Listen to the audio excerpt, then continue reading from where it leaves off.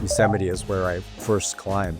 I fell in love with climbing, but also that became my job. I've spent my entire career in the outdoor business. And then I retired quite a while ago, and my wife and I did a 10-year sailing trip around the world and came back with no desire to work or do anything except play. Then I started talking to the people from the Yosemite Climbing Association. I was very familiar with it. So the museum became the original focal point. We have a museum with over 10,000 items in it, starting from the first climbs that were done in the 1800s in Yosemite, all the way up to the most recent things. And that's where we keep the history of climbing. We started a small event for climbers to help in the national park, and it's the biggest event in any national park in the United States.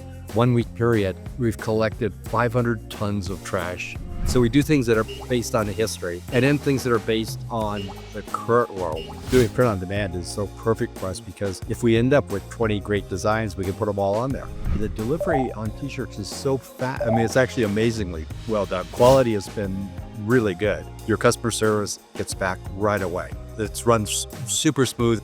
I really do want to see it grow a lot, and I see the potential for it too.